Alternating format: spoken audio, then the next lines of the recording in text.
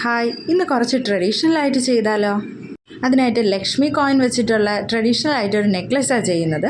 Red കളറിലുള്ള crystal Bede ഇടുക, then Lakshmi coin ഇടുക, ഇങ്ങനെ കണ്ടിന്യൂസ് ആയിട്ട് ചെയ്യുക.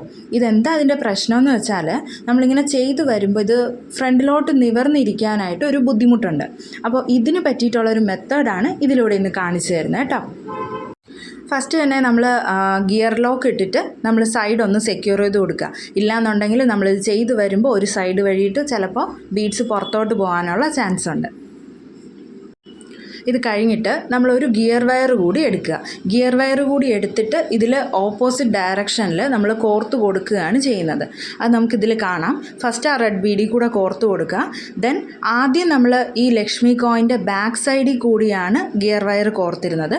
അപ്പോൾ ഇപ്പോൾ എടുക്കുന്ന ഗിയർ വയർ നമ്മൾ ലക്ഷ്മി കോയിൻ്റെ ഫ്രണ്ടിലൂടെ വേണം കോർത്ത് കൊടുക്കാൻ. ഓപ്പോസിറ്റ് ഡയറക്ഷനിൽ ചെയ്യുക. എന്നിട്ട് റെഡ് കളർ ബീഡിൽ കൂടി ഒന്നുകൂടെ കോർത്ത് കൊടുക്കുക. അത് കഴിഞ്ഞിട്ട് അടുത്ത ലക്ഷ്മി കോയിൻ കൂടി ഇതുപോലെ ഫ്രണ്ടിലൂടെ തന്നെ കോർത്തെടുക്കുക.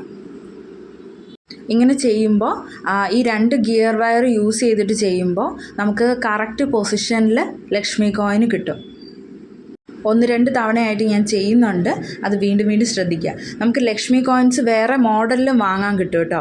ഞാൻ ഷോപ്പിൽ പോയപ്പോൾ എനിക്ക് ഇതാ കിട്ടിയത്. അപ്പോൾ ഇത് കിട്ടിയപ്പോൾ ഇത് വെച്ചിട്ട് എങ്ങനെ നെക്ലസ് ചെയ്യുമെന്ന് വെച്ചിട്ട് കുറച്ച് നോക്കി നടന്നിട്ടാണ് ഈ ഒരു മെത്തേഡിൽ ചെയ്യാമല്ലോ എന്ന് കണ്ടത്.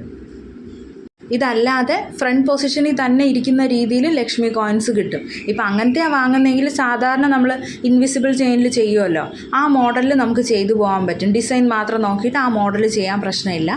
പക്ഷേ ഇങ്ങനെ നിങ്ങൾക്ക് മുകളിൽ മീൻസ് ഫ്രണ്ട് പൊസിഷനിലാണ് ആ ഹോൾ ഇരിക്കുന്നതെങ്കിൽ കറക്റ്റ് പൊസിഷൻ വരാനായിട്ടാണ് ഈ ഒരു 2 ഗിയർ വയർ വെച്ചിട്ടുള്ള മെത്തേഡ് ചെയ്യുന്നത്. പിന്നെ നമ്മൾ 2 സൈഡും ഗിയർ ലോക്ക് വെച്ച് സെക്യൂർ ചെയ്യുക. അത് കഴിഞ്ഞിട്ട് 2 ഗിയർ വയർ ഉണ്ടല്ലോ, അതിൽ ഓരോ ഗിയർ വയർ കട്ട് ചെയ്ത് കളയുക. കാര്യം നമുക്ക് ഒരു ഗിയർ വയറിൻ്റെ ആവശ്യമേ വരുന്നുള്ളൂ. ഇപ്പോൾ 2 ഗിയർ വയർ നിങ്ങൾ യൂസ് ചെയ്തിട്ടുണ്ടെങ്കിൽ ഇൻവിസിബിൾ ചെയിൻ്റെ ആ ഒരു രീതിയിൽ വരത്തില്ല.